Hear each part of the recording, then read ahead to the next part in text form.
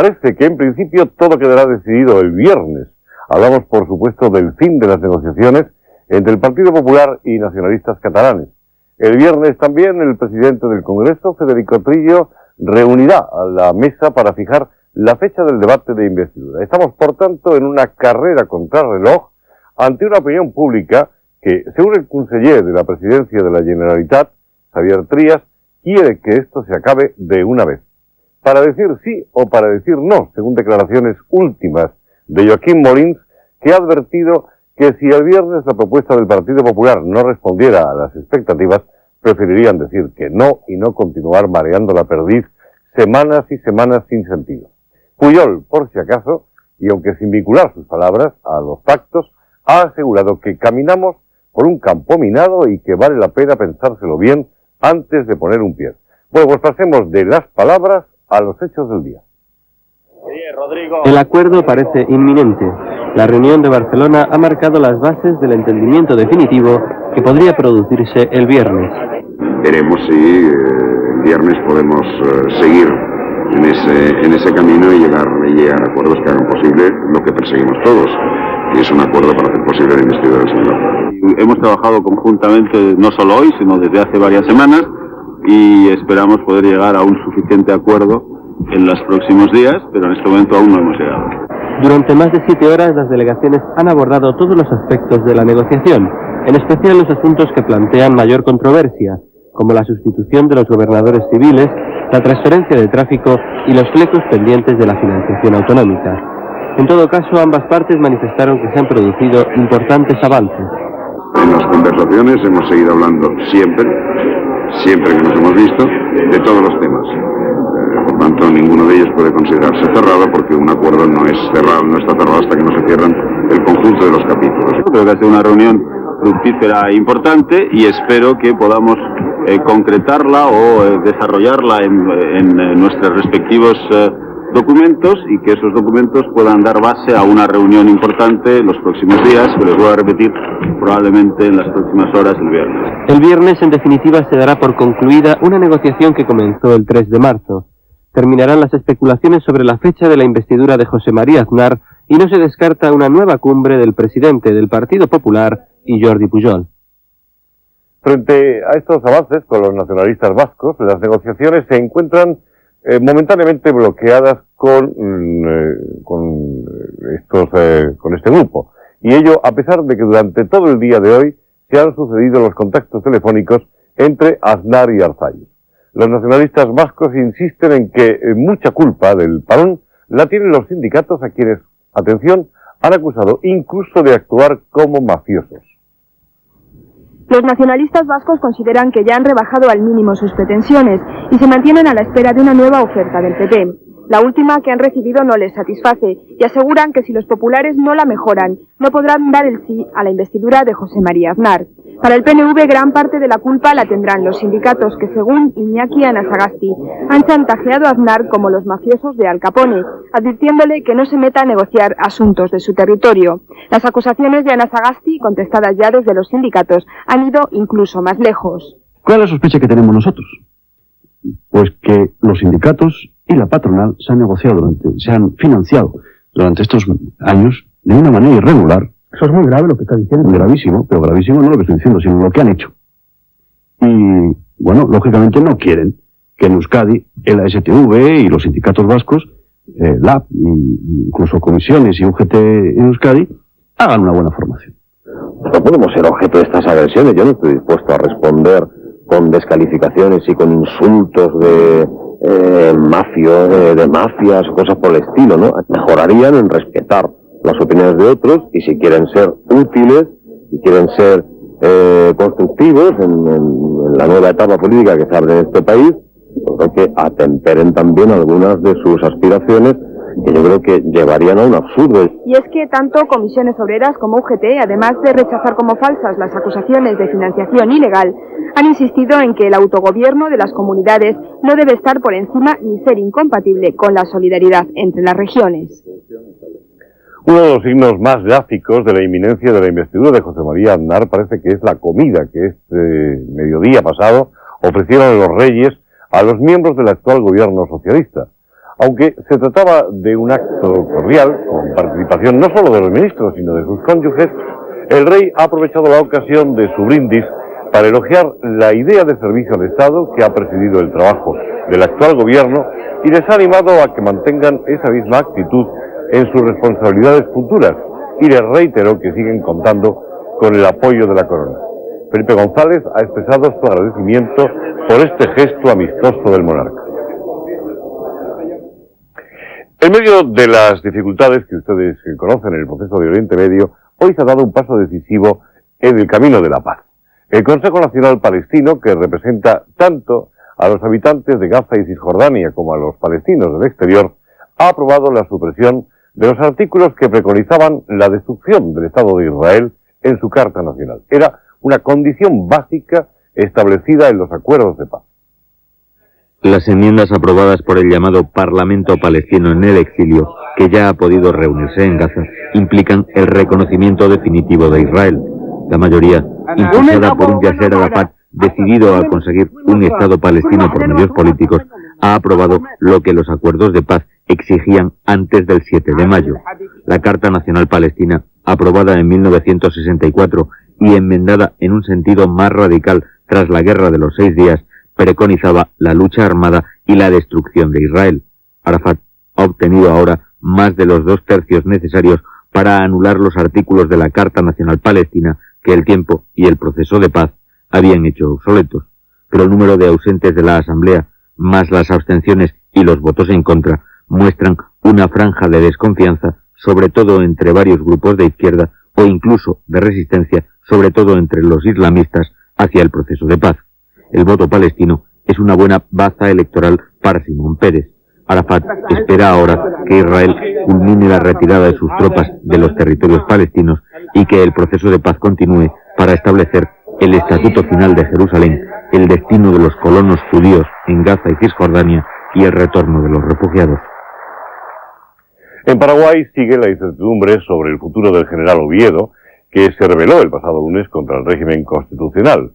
Oviedo aceptó, ya saben, inicialmente su pase a la reserva para poder luego ser nombrado ministro de Defensa, pero el nombramiento de hecho no se ha producido.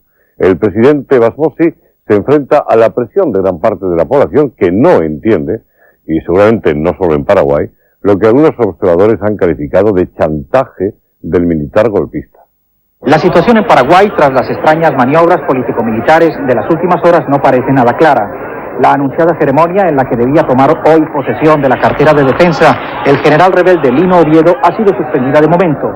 En Asunción, la capital, algunos cientos de personas se han manifestado este mediodía contra la decisión del presidente Juan Carlos Basmossi de incorporar a su gobierno a quien hasta hace 48 horas se acusaba de atentar contra las instituciones democráticas.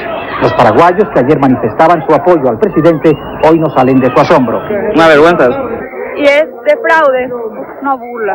Y la comunidad internacional, que desde las más diversas instancias se solidarizó con la joven democracia paraguaya, ha quedado perpleja con la decisión de Basmossi de nombrar ministro de Defensa al general Lino Oviedo.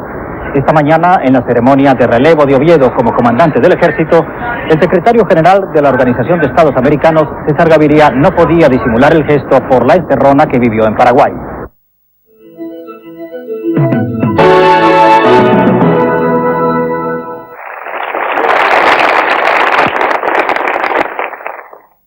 Entramos ya, señores, en los 100 días de secuestro de Juan Antonio Ortega. Múltiples manifestaciones recordaron el miércoles que un grupo terrorista pretende extorsionar a toda la sociedad española torturando a un funcionario. Los consejeros de Interior y Justicia del Gobierno vasco, José María Atutxa y Ramón Jáuregui, y el alcalde de San Sebastián, Don Elorza, destacaron con su presencia fuera de los límites de Euskadi que Gobierno y sociedad vasca, lejos de abandonar, se sumarán a todas las concentraciones por la libertad de Ortega Lara. Como cada miércoles, ciudadanos burgaleses, más de 3.000 se han concentrado para exigir la libertad de José Antonio Ortega Lara. Entre ellos, el consejero de Interior del Gobierno vasco, José María Atutxa. El Gobierno vasco no es que dejara de apoyar, ni muchísimo menos, ni renunciara, a ese apoyo tan necesario y tan imprescindible para un secuestrado y su entorno familiar y sus compañeros, es decir, toda la sociedad, sino que todo lo contrario, se sumaba a todos los movimientos, todas las movilizaciones tanto de carácter social o de instituciones que se promovieran tanto dentro o fuera de la comunidad autónoma vasca.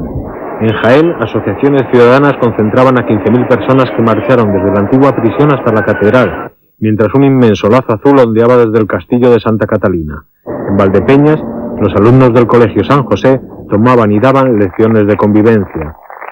En Logroño, las concentraciones contaron con la presencia del alcalde de San Sebastián, O'Donnell Orza. Me da igual que se apelliden Aldaya o se apelliden Ortega o como quieran apellidarse. Y por eso estoy aquí, para evitar cualquier tipo de equívocos. En Bilbao, el consejero de Justicia del gobierno vasco, Ramón Jáuregui, entre los concentrados. Jáuregui explicaba, como Atucha y O'Donnell Orza, que el gobierno vasco no abandona las concentraciones, antes al contrario, se suma a todas. En Santander, los comercios cerraron antes y las campanas dejaban oír su sonido, mientras 2.000 personas pedían la libertad de José Antonio Ortega Lara. Es bien sabido que el trabajo, además de escasear, tiene sus riesgos. A pesar de su evolución a la baja, el año pasado hubo 500.000 de accidentes laborales en España, una cifra elevada de siniestralidad que se intenta reducir con medidas preventivas como las que se discuten estos días en Madrid en el Congreso Mundial sobre Seguridad y Salud en el Trabajo. Los expertos laborales tienen claro que el dinero invertido en seguridad es el mejor gasto que se hace para reducir costes empresariales. Esta aparente paradoja se despeja cuando vemos que en España la factura por accidentes laborales ascendió a 1 billón de pesetas en el año 95. Un ejercicio que se cerró con 500.000 de accidentes, 700.000 menos que en el año 90. A pesar de esta sensible mejora, hubo más de 5 muertos por jornada laboral, una cifra todavía muy elevada. Pero al margen de las frías estadísticas, está comprobado que la mayoría de los accidentes se producen por inexperiencia, por falta de formación y por las insuficientes medidas preventivas. Los primeros 6 meses de vida laboral de una persona y los lunes y martes son los momentos en los que se dan más accidentes. Las inversiones en formación del personal y los estudios de peligrosidad son pues claves si se quieren reducir los riesgos en cualquier actividad laboral. Porque aunque está claro que la salud ahorra costes, la lucha para rebajar los accidentes laborales debe ser tarea prioritaria tanto para empleados como empresarios.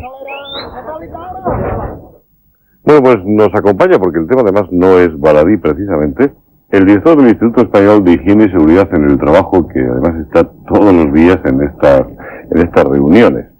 Mire, hemos visto justamente una imagen al final del reportaje que era, pues, unos trabajadores con cascos, otros sin casco. Quizás sea, bueno, no sea lo más importante, pero quizás sea algo que siempre lo comentamos llamativamente, ¿no?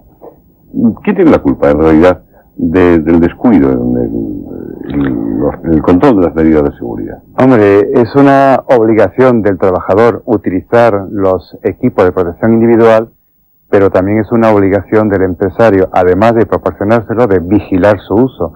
La propia nueva ley de prevención de riesgos laborales determina esa obligación de vigilar por parte del empresario. ¿Y hay conciencia realmente ya en las empresas españolas de su función en esta materia?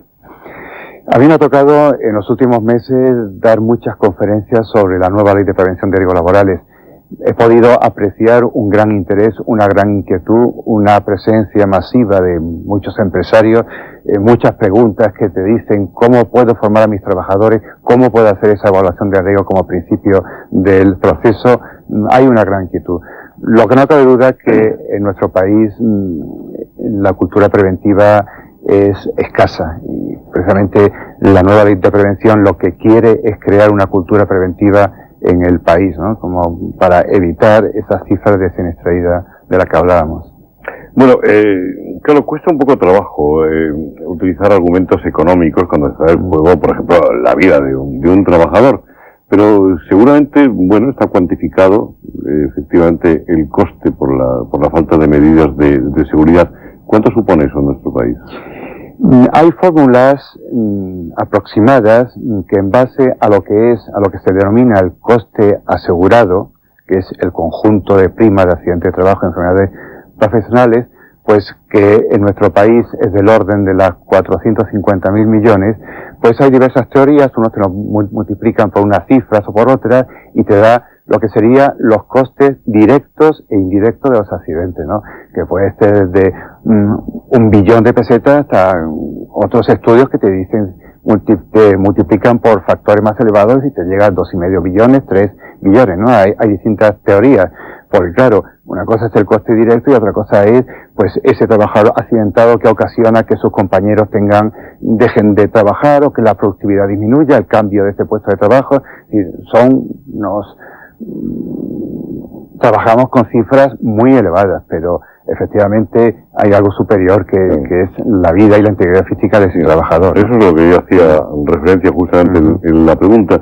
Quería decirle si es verdad que España es uno de los países en la cola, precisamente de la Unión Europea, en cuanto a prevención de riesgos. Es un discurso muy utilizado, que España está a la cola de Europa en accidentes.